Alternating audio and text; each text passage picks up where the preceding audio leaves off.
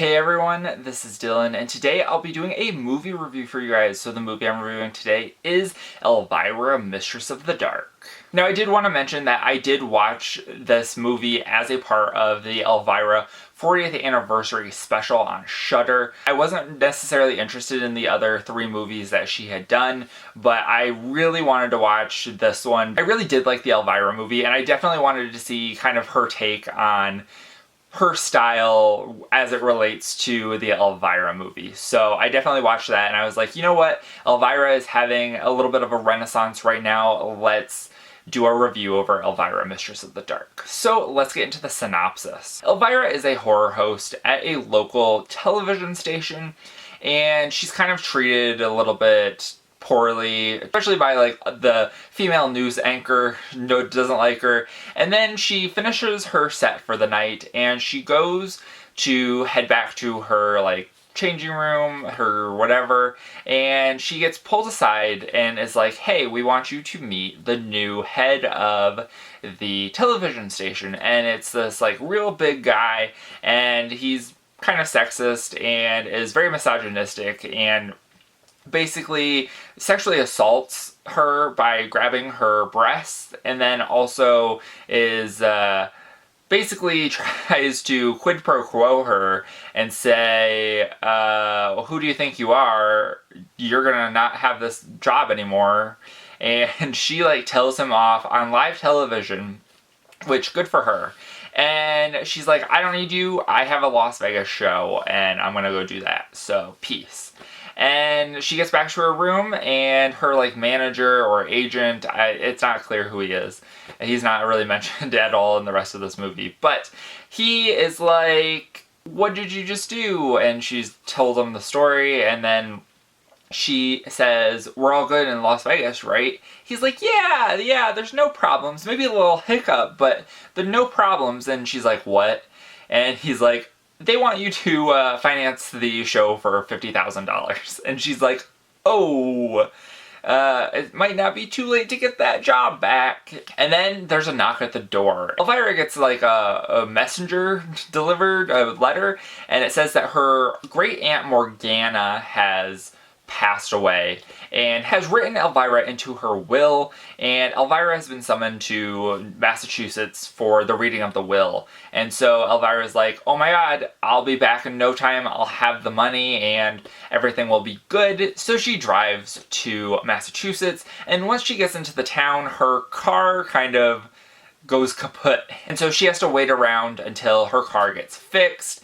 But while she's in the town, it's a very puritanical town, and there's quite a bit of apprehension to Elvira being in town based off of some of the people, and she's going to try to change their minds on some things. So that's where I'm going to stop the synopsis. And I just first want to talk about Elvira. So Elvira is a character created by Cassandra Peterson, and I just want to say that I think that Cassandra Peterson is great. She's stunning, and she's a great businesswoman. She owns the rights to Elvira. One of the fun facts I've learned about Cassandra Peterson is every single Elvira merchandise item, whatever collaboration, is all gone through her. She is the one who says yes or no to the things. So I think that that's great.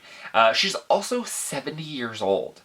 And she still looks that good. And she's now a queer icon, and I think that that is great as well. She's always been a champion for queer people, and I think that now having her as an official queer person is really great.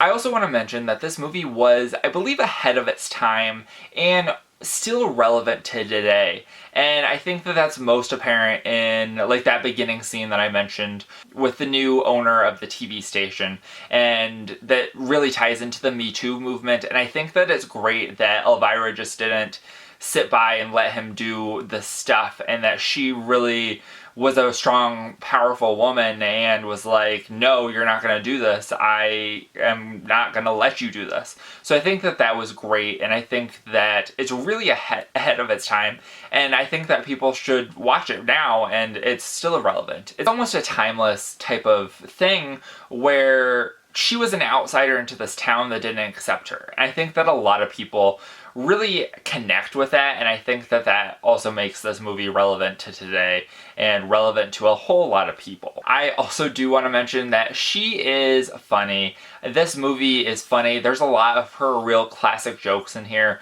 and I really do appreciate that. There's the "how's your head" joke, which is always a good one, and then there's also the "if you hum a few bars, I'll fake it," which also is a hilarious joke, and I've heard her use that multiple times, but it is a great joke. I think that Elvira's style of humor is interesting, and I think that you'll either really like it or you really won't like it, which is kind of disappointing, but I'm one of those people that really like it. I think that it's hilarious, so I definitely enjoyed the comedy aspects of this film.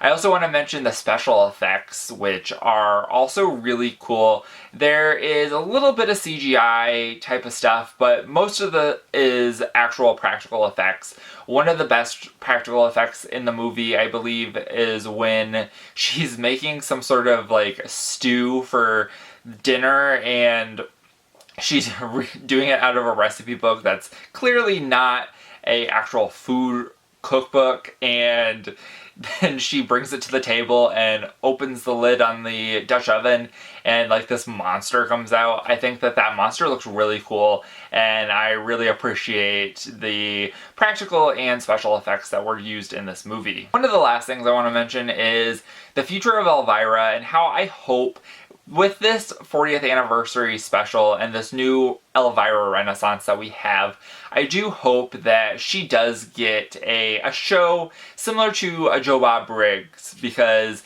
I'm not a fan of Joe Bob Briggs. I've tried to watch him a couple times, and I just don't really connect with him.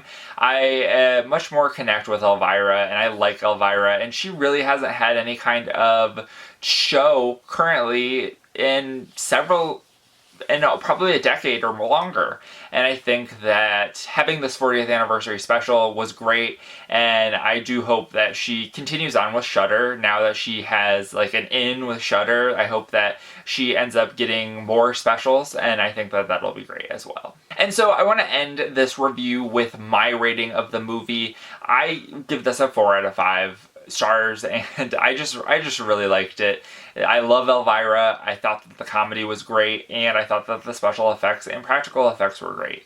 And I would definitely recommend that you guys check it out if you've never seen it before. So that is it for this review. I hope you guys enjoyed. Let me know in the comments down below if you've seen Elvira Mistress of the Dark, and whether you liked it or you didn't like it, and why. And remember, if you're not already subscribed and you'd like to be, please hit that subscribe button down below, and give this video a like if you liked it. Thank you guys for watching, and have a great day. Bye.